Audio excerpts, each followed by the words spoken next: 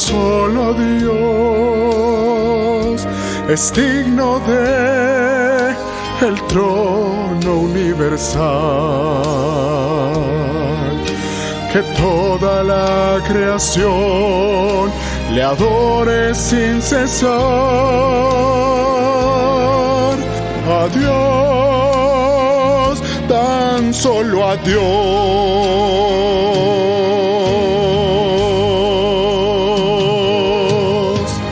Dios, tan solo Dios, nos da su luz en la oscuridad,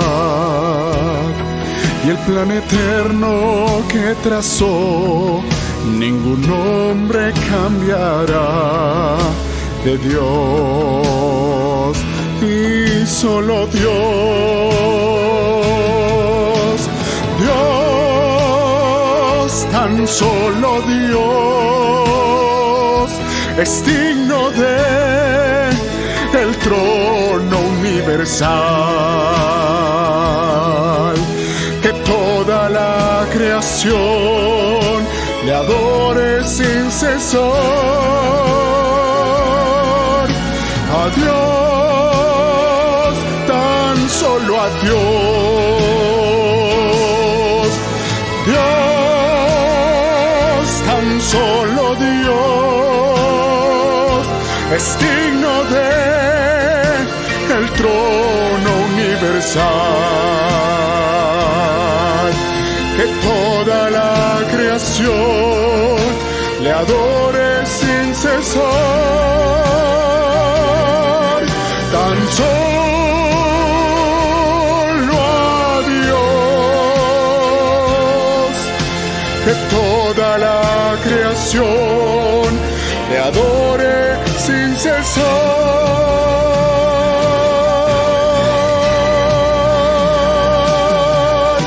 A Dios, tan solo a Dios.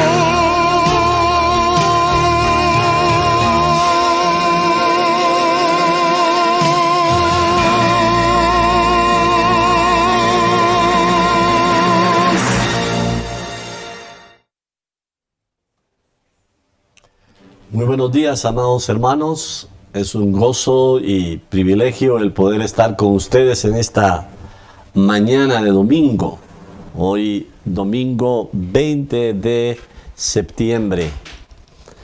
Es un gozo también el poder estar aquí ya por 6 meses. Exactamente este domingo estamos cumpliendo 6 meses de estar transmitiendo este programa devocional por la mañana en la predicación de la palabra del Señor, y de esta manera hemos abarcado la necesidad que tiene la iglesia del Señor Jesús.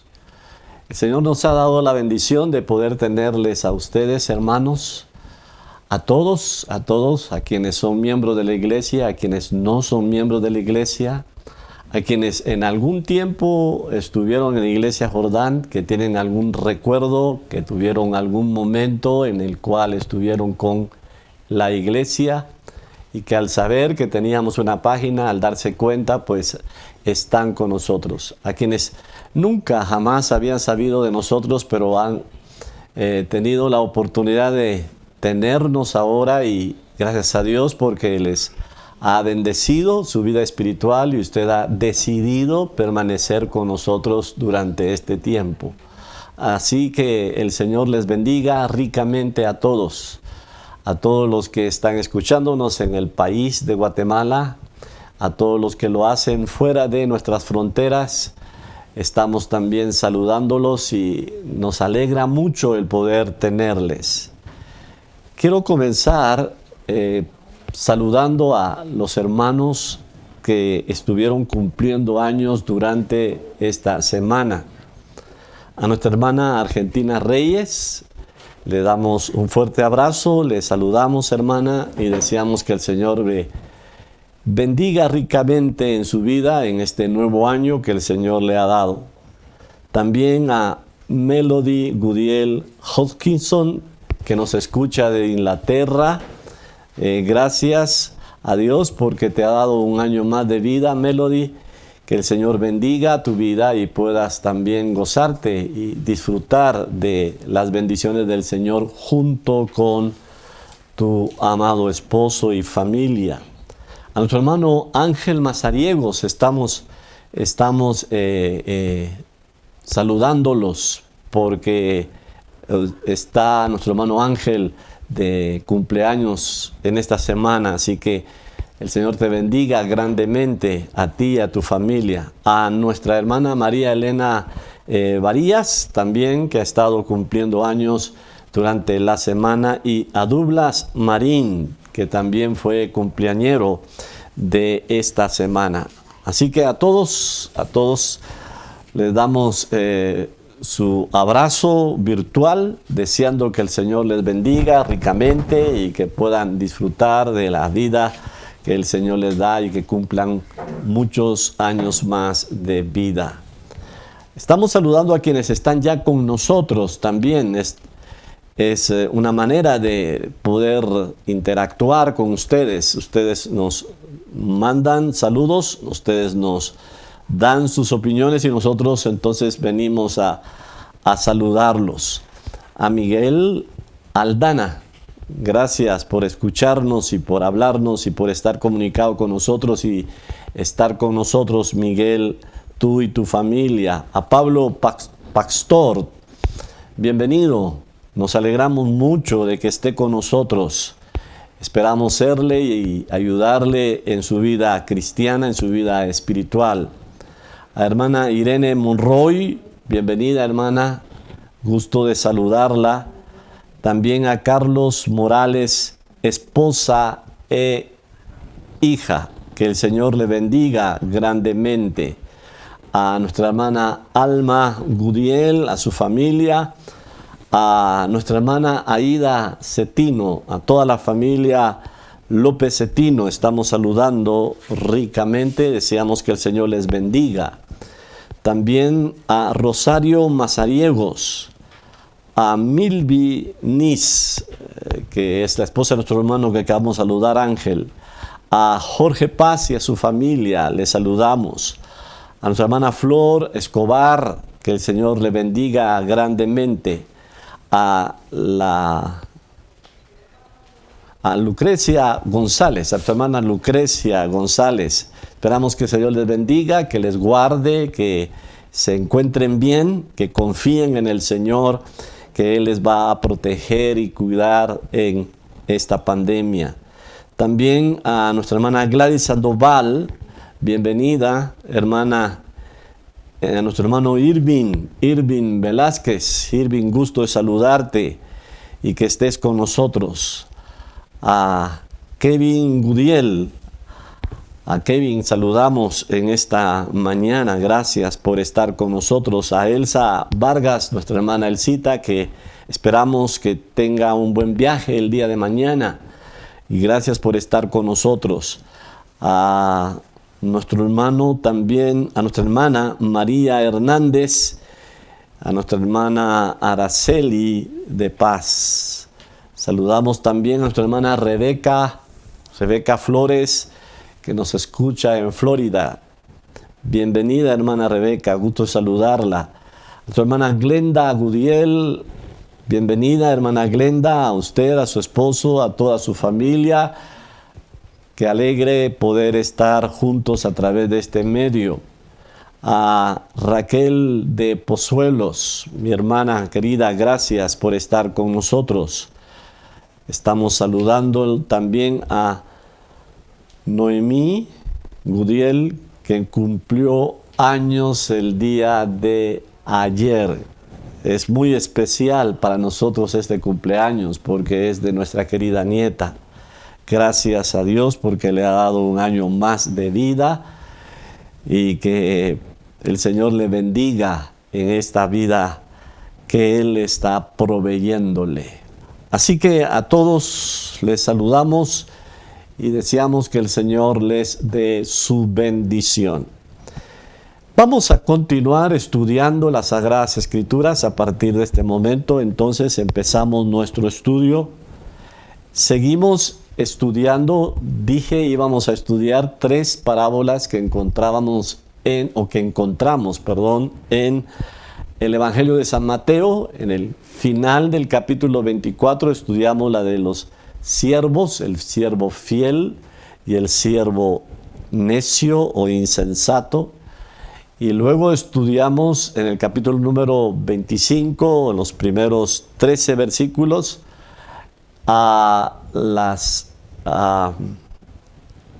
acompañantes de la novia en las bodas de las vírgenes, así es conocida. Se me estaba escapando el nombre.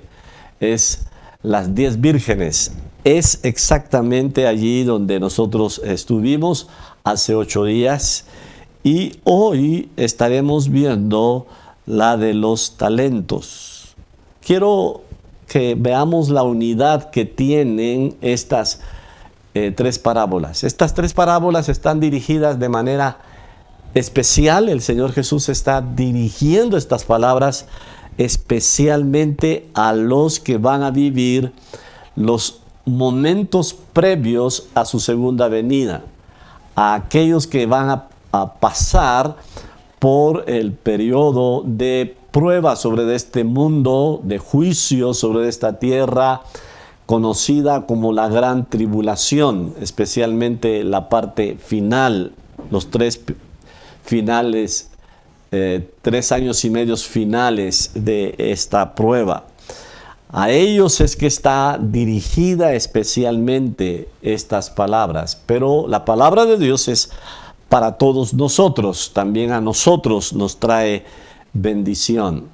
La característica principal que Cristo les dice es que aunque van a haber señales que les estarán demostrando que ya está cercana, muy cercana, la segunda venida de Cristo, no podrán saber el día ni la hora.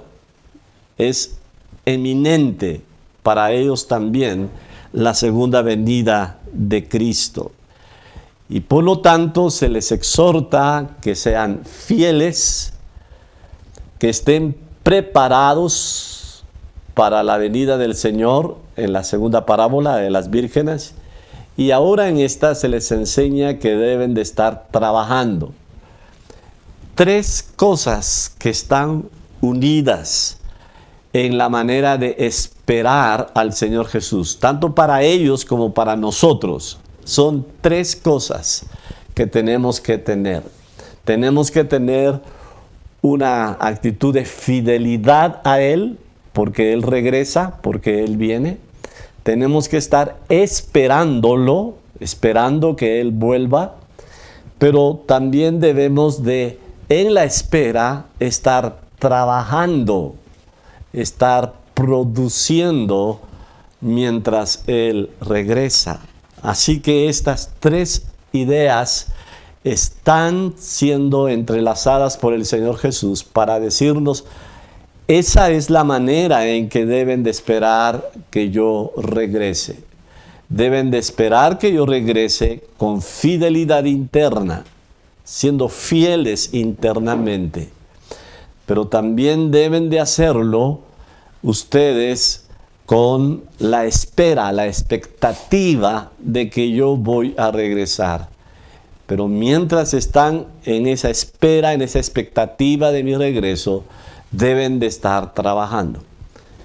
No es fácil para nosotros mantener este equilibrio, especialmente en las últimas 2 parábolas tendemos a desequilibrarnos. Pero lo que vamos a ver específicamente aquí ahora es la tragedia de la oportunidad perdida. La tragedia de la oportunidad perdida. En unas palabras escritas por Müller, en estas palabras dice algo muy importante. Dentro de todas las frases o palabras tristes que se han hablado o se han escrito, la más triste de todas ellas son lo que pudo haber sido. ¿Qué es lo que expresa esas palabras? Oportunidades perdidas. ¿Cuántas oportunidades perdidas ha tenido usted? Piense por un instante, ¿cuántas oportunidades perdidas he tenido en esta vida? Muchas, ¿no es cierto? Es triste reconocerlo, pero esa es la realidad para todos nosotros. Hemos tenido muchas oportunidades perdidas. La Biblia, por eso es que nos exhorta muy constantemente acerca de este tema, de no perder las oportunidades que tenemos dadas por Dios en esta vida. Salomón, en su escrito Eclesiastés, habla de esto también. Dice, por ejemplo, en el capítulo número 11, versículo número 1, echa tu pan sobre del agua, porque después de muchos días lo hallarás. Echa tu pan sobre del agua, porque después de muchos días lo hallarás. Las oportunidades que se presentan cuando nosotros las aprovechamos, vamos a ver después el resultado. O las oportunidades desaprovechadas, vamos a verlas después del tiempo perdidas las cosas que pudieran haber sido hechas. Con ese mismo pensamiento, en el versículo 6 dice, por la mañana siembra tu semilla, y a la tarde no dejes reposar tu mano, porque no sabes cuál es lo mejor, si esto o aquello, si lo uno o lo otro es igualmente bueno.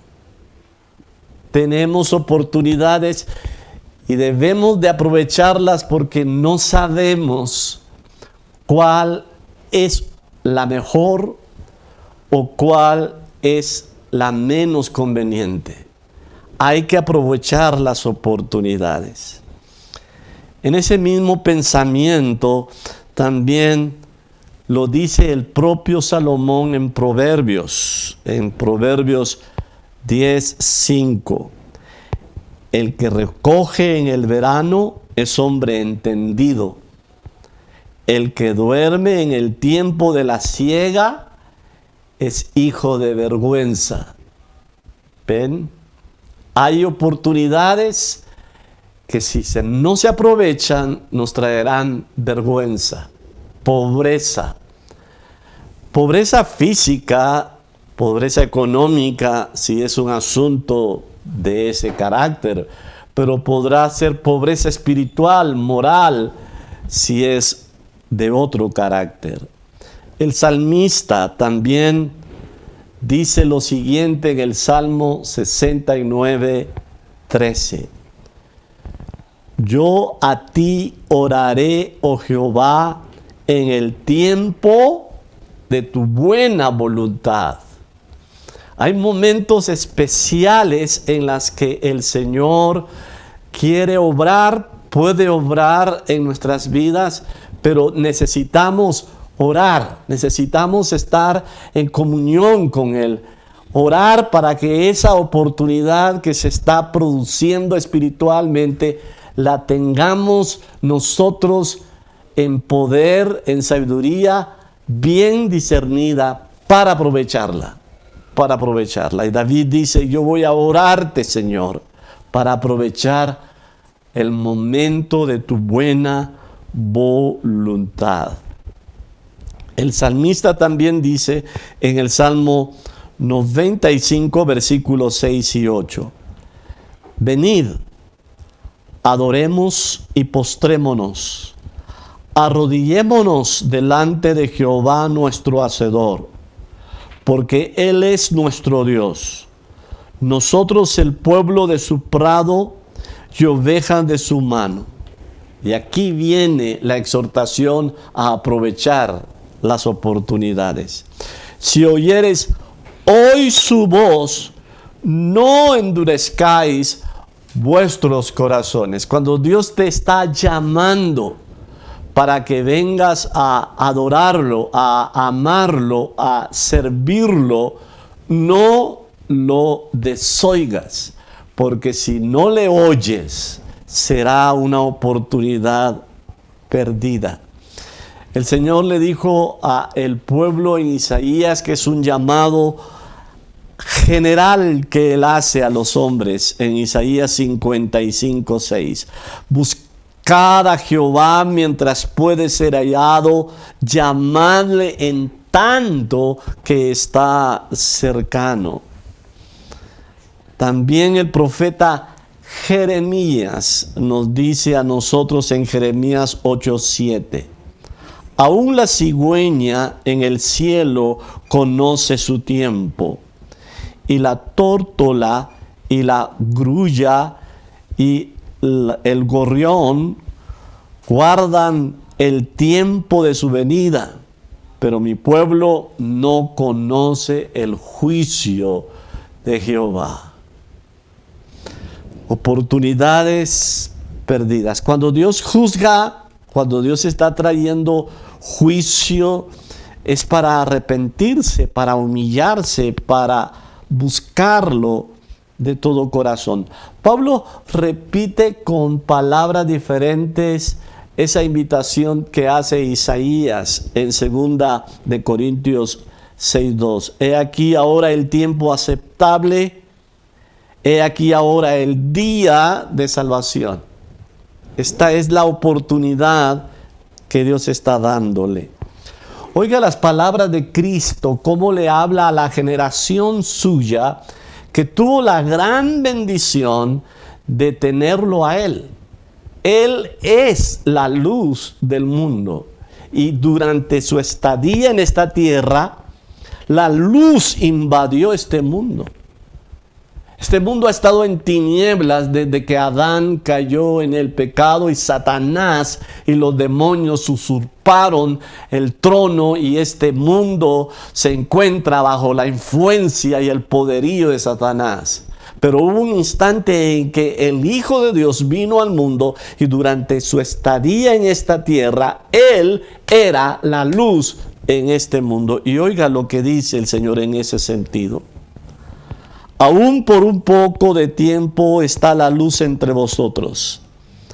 Andad entre tanto que tenéis luz, para que no os sorprendan las tinieblas. Porque el que anda en tinieblas no sabe a dónde va.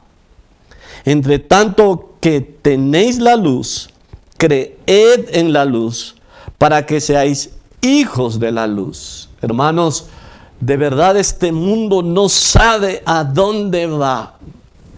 Sí, lo vuelvo a repetir.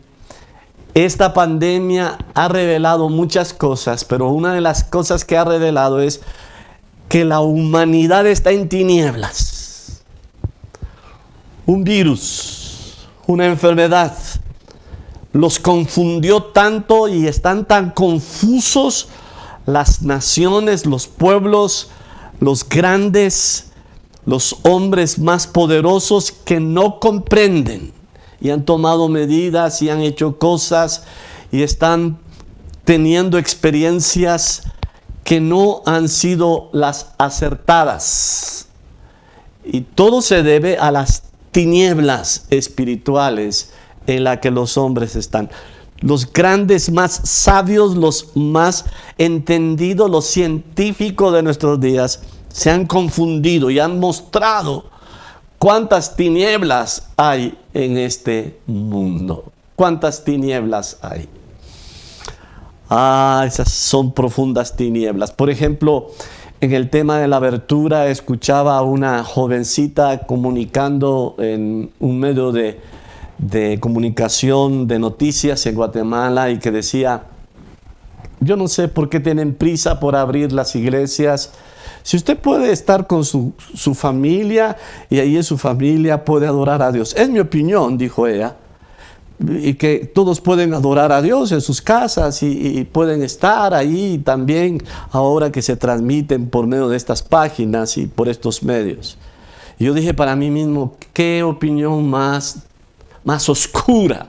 Esta pobre muchacha está en tinieblas, no entiende nada de lo que es la iglesia, no entiende nada del valor que tiene la iglesia del Señor Jesucristo congregada, la iglesia del Señor Jesucristo presente en este mundo de manera corporal, de manera física. Pero es las tinieblas. Jesucristo estuvo un tiempo, y por eso les dice: aprovechen esta oportunidad, que la luz ha venido a brillar en medio de las tinieblas. La tragedia de oportunidades desperdiciadas es el tema de nuestra parábola hoy. Es la segunda de las tres parábolas. Nos habla en particularmente acerca de la venida del Señor, estableciendo su reino repentinamente. Las vírgenes nos demuestran a nosotros que mientras estamos esperando la venida del Señor Jesucristo, debemos de tener una preparación interna. Hay que poseer la gracia de Dios interna. Los reformadores hablaron de la gracia de Dios por medios, o sea, los medios de gracia. Y ellos decían: medios de gracia son, por ejemplo, la oración, es un medio de gracia. Un medio de gracia es la lectura y estudio de las Escrituras. Un medio de gracia es la iglesia local, para congregarnos como hermanos. Un medio de gracia es, por ejemplo, las oportunidades de servir dentro de una iglesia local. Son medio de gracia. La oración son medio de gracia. Pero ellos diferenciaban en la gracia poseída internamente. Y aclaraban: esta es la gracia salvadora. Las otras gracias, es decir, los medios de gracia, si no se tiene la gracia interna, la gracia poseedora que da salvación, todos esos medios de gracia solo son confusión externa. Te puede llevar a creer que eres lo que no eres. Y esa es una de las lecciones máximas que estábamos viendo y enfatizábamos en el estudio de las 10 vírgenes. Ahora se nos está hablando acerca de el aprovechar nosotros la segunda oportunidad que el Señor nos da de poder trabajar en su obra mientras Él regresa. Pedro nos habla acerca de extremos a los cuales llegan los hombres. Un extremo al que han llegado los hombres, dice Pedro, son aquellos que él llama los burladores. Los burladores son aquellos que creen que el retraso de la venida del Señor Jesús es tal que no vendrá tan pronto como se piensa. Y debido a eso se burlan diciendo: siempre han dicho que viene y nunca viene. Y por lo tanto se entregan al libertinaje egoísta, al pecado, a hacer lo malo. Y Pedro les dice: fue lo mismo que sucedió con los contemporáneos de Noé. Reaccionaron de la misma manera ante el juicio que anunciaba Noé del diluvio. Y cuando se dieron cuenta, de repente tenían el agua hasta el cuello, se estaban ahogando y las puertas del arca ya estaban cerradas. Hubo oportunidad y ellos la desperdiciaron. Esta parábola nos ilustra entonces 4 aspectos fundamentales de la oportunidad espiritual que Dios nos está dando. La primera es la responsabilidad que recibimos. La segunda es la reacción que tenemos. La tercera es la rendición de cuentas que enfrentaremos.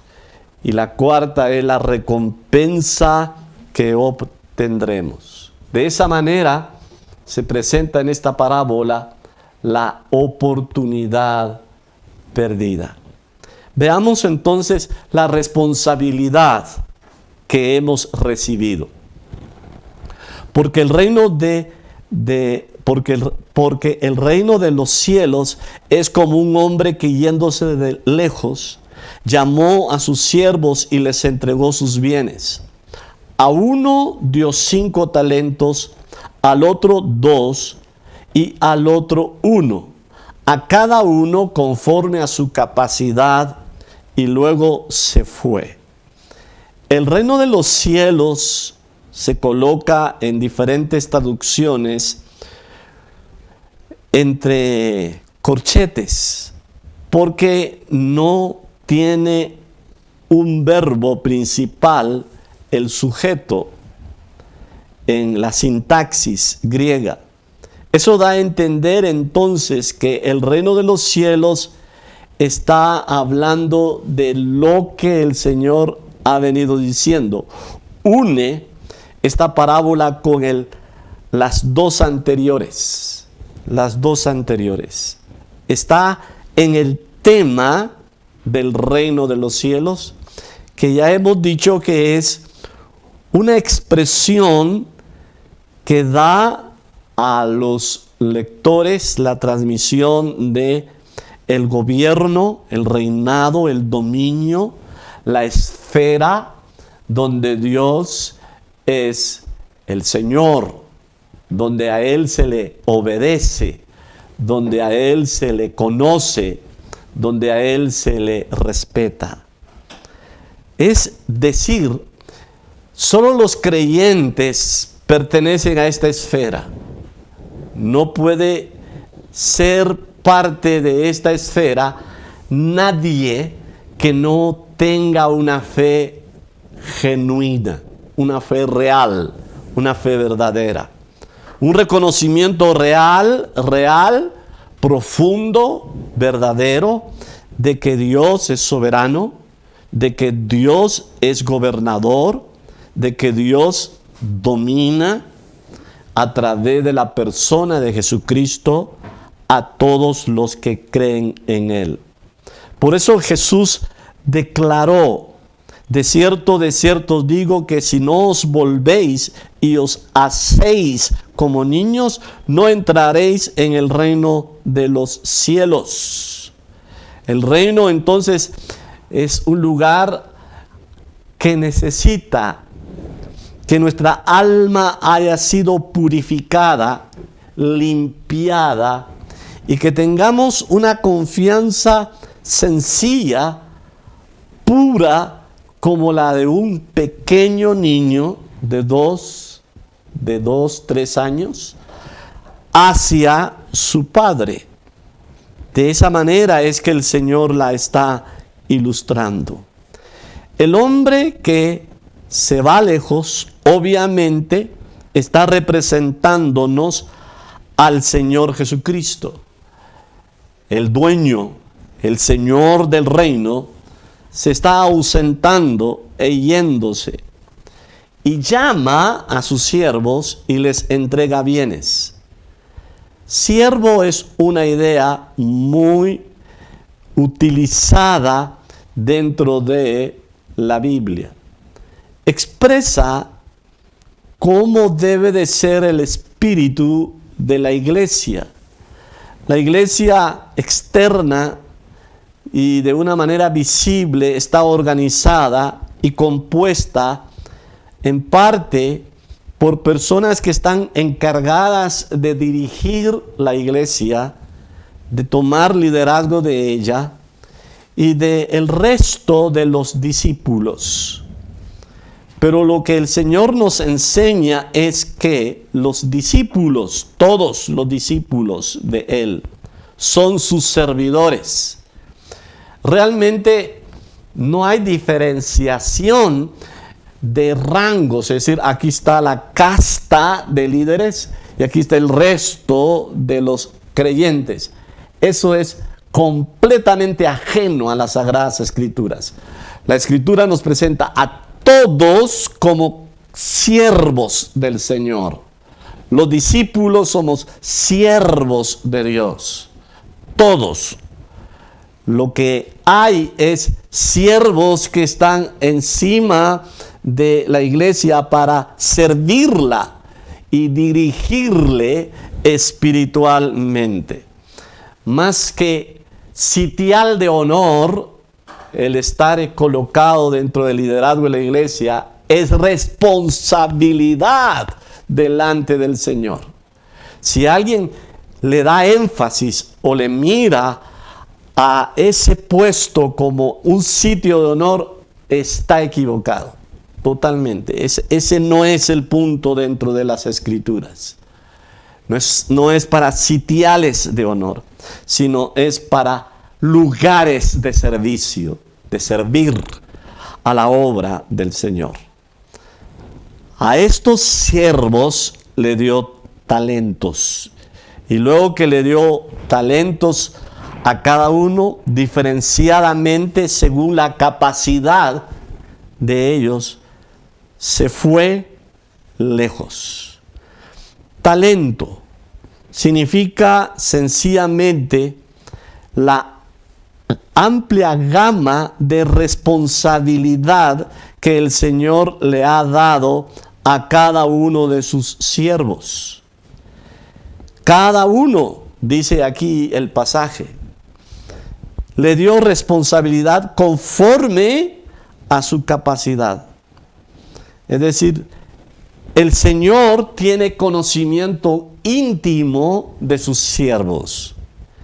Confió en ellos según su conocimiento íntimo que tenía de ellos, para que hicieran lo que para él como Señor, era lo razonable que ellos podían hacer. Todos estamos haciendo algo en la obra del Señor que según Cristo, en su conocimiento íntimo, es lo razonable que nosotros podemos hacer. Es la capacidad que nos ha concedido. Esa capacidad es el nivel de la responsabilidad individual que el Señor le otorga a cada uno de sus siervos. Puesto que la parábola está hablando del reino de los cielos, es evidente que el hombre es Cristo, que se va lejos, es el tiempo de su ausencia física, y señala que vendrá un momento en que Él regresa, y es su segunda venida. Los siervos son todos los creyentes profesos, todos los miembros de la iglesia visible, a los cuales Él ha confiado recursos para que estos los usen a favor de su reino, mientras regresa el Señor Jesucristo. El tema de la parábola se relaciona con lo que cada siervo está encargado para poder hacer. Va a ser evaluado y va a recibir con justicia la recompensa que él ha de merecer. El motivo más noble en el corazón del siervo es la fidelidad de cumplir lo que le han dado, lo mejor que él puede hacer. Debe dar el máximo de lo que puede él hacer. Es de acuerdo a la capacidad que Dios soberanamente le repartió, le dio a él. Y es es el punto. Usted debe de dar con fidelidad lo mejor que puede hacer para el Señor.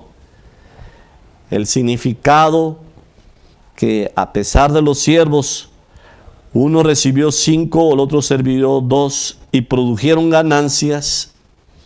El que recibió solamente 1 no produjo ninguna ganancia.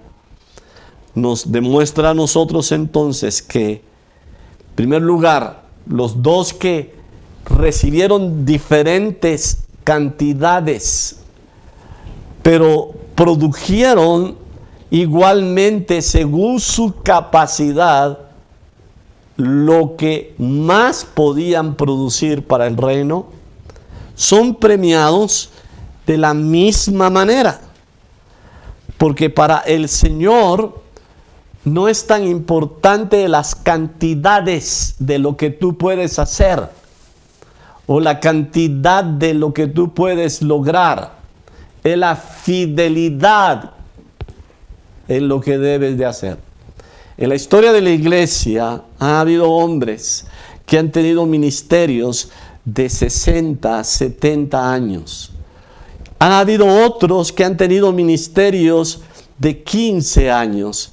Ha habido otros que han tenido ministerio de pocos meses. Y han habido unos que no han hecho nada aparentemente.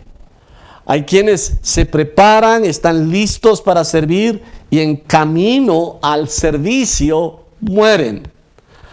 Así sucedió en siglos pasados a siervos que se prepararon, pero que mientras iban al lugar a donde iban a trabajar, adquirieron enfermedades mortales que los mataron y ni siquiera llegaron al lugar al que iban.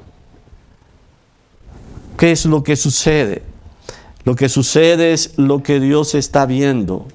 Dios está viendo la fidelidad, la devoción, la entrega de esas personas. Por eso es muy claro el apóstol Pablo cuando habla de este tema en 1 Corintios 3:8. Dice, cada uno recibirá su recompensa conforme a su labor. No dice conforme a lo que logró. No dice conforme a la cantidad de lo que llegó a hacer. No. Conforme a su labor. A la labor. Lo importante es el trabajo hecho con devoción, con fidelidad al Señor. Entonces, lo primero que hemos podido ver es la responsabilidad que se ha recibido. ¿Cuál es la responsabilidad que se ha recibido? Es de poder hacer lo mejor que podemos con las capacidades que Dios sabe en su conocimiento íntimo de nosotros que podemos hacer. Va a premiar que hayamos hecho lo mejor que nosotros podíamos hacer. Eso es lo que va a ver y eso es lo que Él va a premiar. Eso, no cantidad de tiempo que serviste, ni lo mucho que hiciste, sino lo mejor que diste. Eso es lo que el Señor verá. Veremos ahora la reacción que tenemos.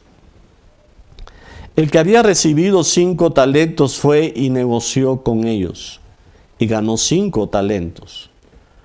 Asimismo, el que había recibido 2 ganó también otros 2, pero el que había recibido 1 fue y cavó en la tierra y escondió el dinero de su señor.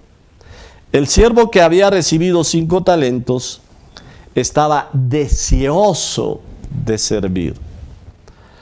Lo que hizo fue inmediatamente que su señor se va, fue y negoció con ellos y ganó 5 talentos. Este hombre representa a aquellos creyentes auténticos, cuyo deseo supremo en su vida es servir a su Señor. Cumplen lo que el Señor Jesús declaró como el primero y más grande de todos los mandamientos. Amarás a Jehová tu Dios de todo tu corazón, con toda tu alma y con todas tus fuerzas. Él lo que está viendo es nuestro corazón. Cuánta devoción le tenemos realmente al Señor Jesús. Es manifiesto nuestro espíritu de devoción, de adoración al Señor en la manera en que nos entregamos a hacer lo que nos mandaron a hacer. La palabra negoció tiene la connotación que lo hizo durante un gran tiempo.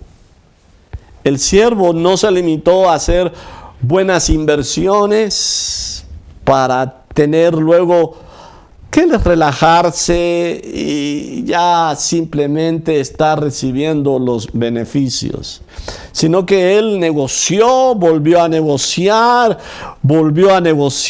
participó en diferentes empresas comerciales una y otra vez. El punto en particular es que él trabajó sin descanso, jamás dejó de utilizar sus capacidades, aprovechó al máximo los recursos que el Señor le entregó en sus manos y duplicó la cantidad de lo que había hecho desde que empezó a trabajar. Es que esa es la manera en que debemos trabajar. Con amor al Señor constantemente y pensar en hacerlo siempre. Los siervos de Dios no tienen mentalidad de me voy a retirar. Hay quienes trabajan con la mentalidad de ¿cuándo me voy a retirar? Buscan trabajos que se aseguran todavía que pueden tener una buena jubilación. No es esa la mentalidad con que trabaja este siervo. Asimismo, el que había recibido 2 talentos, ganó otros 2. Él tenía menos de la mitad de lo que tenía su consiervo, pero actuó con la misma fidelidad, tuvo el mismo espíritu laborioso, tuvo la misma devoción, el mismo amor que su consiervo. Los 2 estaban comprometidos a lo sumo con su amo y en aprovechar lo que su amo les había dado. Ese es el punto.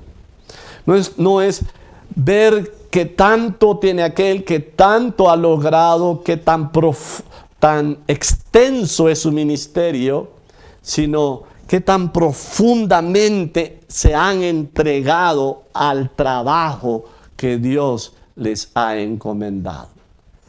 Tenemos que, por ejemplo, si somos predicadores y maestros, ser profundos en la enseñanza, ser esforzados en nuestro conocimiento y transmitirlo sin pensar cuánta gente vamos a alcanzar o a oír nuestro mensaje. ¿Cuántos van a oír nuestro mensaje? Esto es un tema que le corresponde al Señor. La extensión de nuestro trabajo, cuánto alcanzaremos con nuestra enseñanza o predicación, Él lo decide. Lo que interesa es cuán profundo soy, cómo están las raíces del trabajo que realizo para la obra del Señor. Lo que habían recibido, entonces lo trabajaron. Mas, sin embargo, vean el comportamiento del tercero. Este es un siervo radicalmente diferente a los otros 2. Pero el que había recibido 1 fue y cavó en la tierra y escondió el dinero de su señor. El objetivo de este hombre, según la antigüedad, era simplemente asegurarse que no iba a perder lo que le habían dado. En manera práctica y sencilla, el objetivo de él era solo guardar toda la cantidad de dinero, de oro o de plata que le entregó su amo para no perder nada de ello. Él no negoció.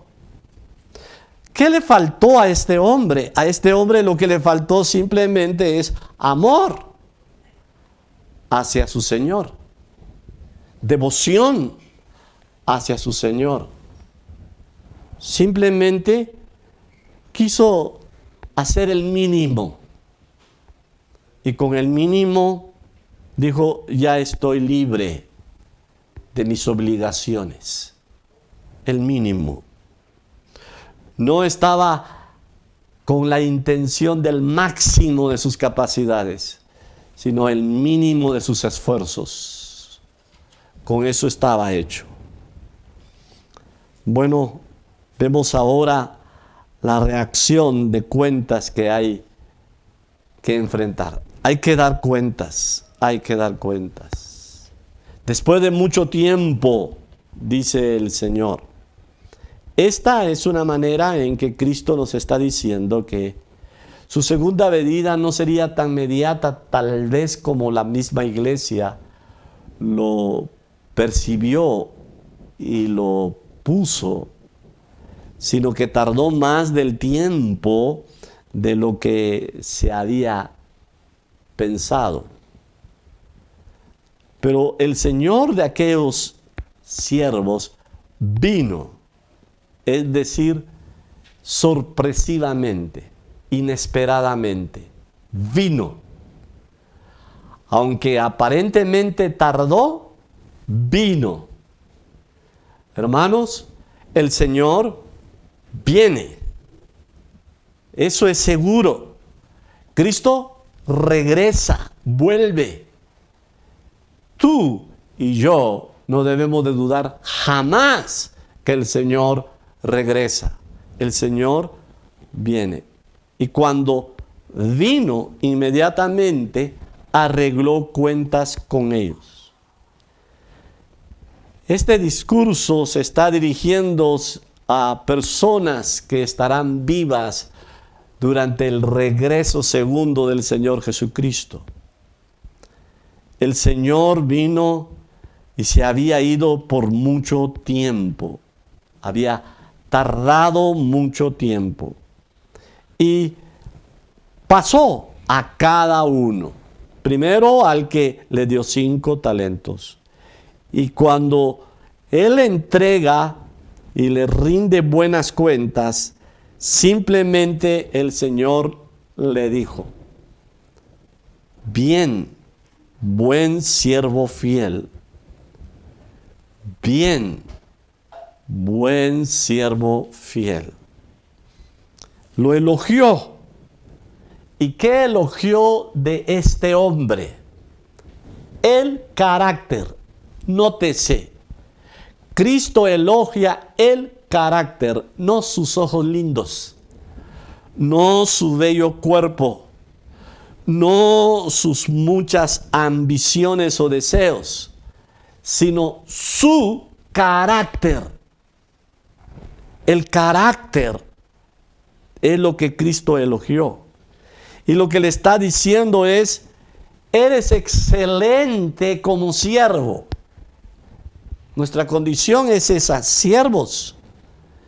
Y Él ve el carácter nuestro como siervos. No somos ejecutivos, no somos dueños, somos siervos. Y Él ve el carácter nuestro como siervo. El Señor entonces elogia a su siervo porque en su carácter de siervo es fiel. Poco has sido fiel, sobre mucho te pondré. Lo poco es la responsabilidad que tenemos temporal en este mundo. Es el poco tiempo que tenemos sobre de esta tierra, ese tiempo es al que está haciendo referencia. Sobre mucho está hablando de la eternidad, de la administración temporal. Él ha sido fiel. Por lo tanto, ahora en la administración eterna lo pondrá a trabajar en más responsabilidad, en más lugar de servicio por la eternidad. La oportunidad de servir debemos de aprovecharla al máximo de nuestra capacidad. El cielo no es un lugar en donde no se hace nada. El cielo es un lugar muy activo. El cielo es un lugar de perfección. La perfección es la característica del cielo. En este mundo estamos en lo inferior. En este mundo nos encontramos nosotros con muchos celos, muchas envidias. La naturaleza humana es activamente pecaminosa. Y hay tantas oportunidades que se desperdician por tonterías, por valorizar lo que no tiene valor, por dedicarse a lo que no tiene significado. Por eso, si muestras fidelidad en lo poco, en medio de envidias, en medio de celos, en medio de contiendas, eres fiel, el Señor dice, en lo mucho te pondré en el cielo. Ahora, por último, rápidamente para terminar, quiero ver lo que le dice al infiel. Llega con el infiel y el infiel se excusa solo con una palabra. Tuvo miedo. Tuvo miedo. Es decir, tuvo temor, pero no un temor reverente. Tuvo un temor negativo. Él tenía un sentido de desprecio o molestia porque su Señor era demasiado exigente. Era muy soberano. Era muy grande su Señor y eso no le caía bien a su corazón. Le molestaba la soberanía absoluta de su Señor. Y por eso él era un siervo, como lo cataloga el Señor, corrupto de corazón. Estaba teniendo malos lentes puestos para poder ver la vida sobre esta tierra. Fue un depravado, siervo malo y negligente. Malo es mancillado, de carácter negligente, es decir, que es una persona no esforzada, que no entrega lo máximo de sí mismo. Es una persona contraria totalmente a los otros dos. ¿Qué hace la diferencia? La fe. La fe de aquellos era verdadera, la fe de este es una fe falsa. Por eso es que el Señor lo manda al infierno, en donde será el lloro y el crujir de los dientes. Hermanos, hemos aprendido entonces en esta parábola cuánto cuestan las oportunidades perdidas. Que no perdamos la oportunidad que Dios nos da a todos los que profesamos ser creyentes de servirlo a Él en su obra. La diferencia lo hará tu fe. Si eres genuinamente creyente, amarás al Señor y le vas a servir con devoción. Si no, lo desprecias en verdad en tu corazón y con una mentalidad del mínimo, estarás autocondenándote a condenación. Te merecerás el castigo eterno. Padre, te damos gracias porque tu palabra ha sido clara a nosotros. Es la manera como debemos de estar atentos y vigilantes para esperarte en tu segunda venida.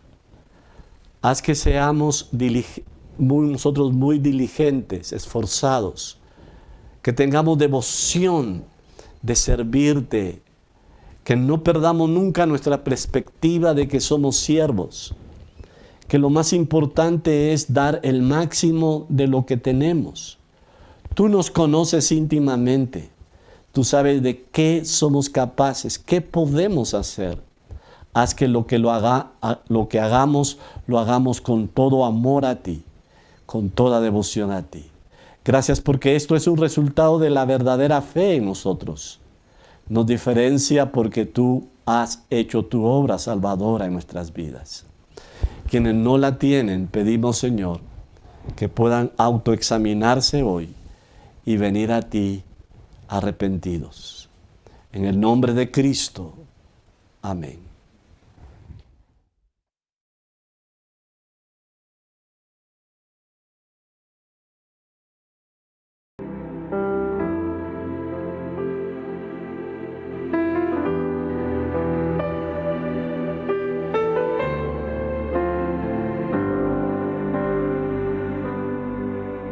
Yo te amo, mi Señor, yo no me quise equivocar.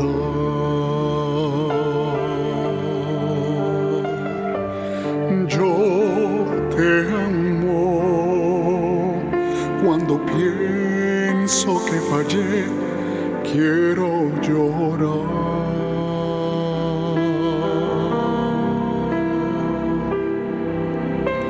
Y al escuchar tu voz, quiero esconderme y escapar. Mi Señor, yo te amo igual. Yo te amo. Tu amor por mí es siempre tan real.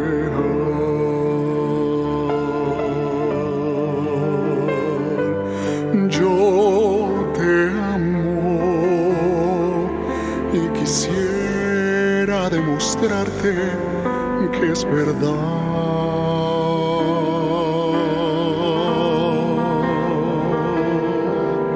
Deseo arrepentirme y cerca tuyo siempre estar, mi Señor. Yo te amo a ti de corazón.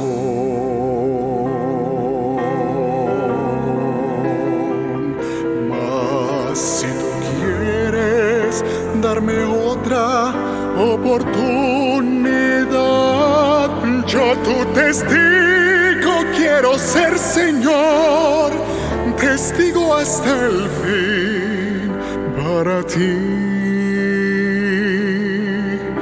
Quiero hacerlo bien, déjame probar. Seré un testigo hasta el fin. Mas si tú quieres darme otra oportunidad, yo tu testigo quiero ser, Señor, testigo hasta el fin para ti. Quiero hacerlo bien, déjame probar. Seré un testigo hasta el fin.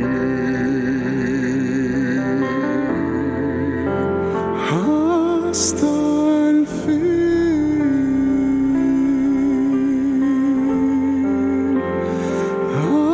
Hasta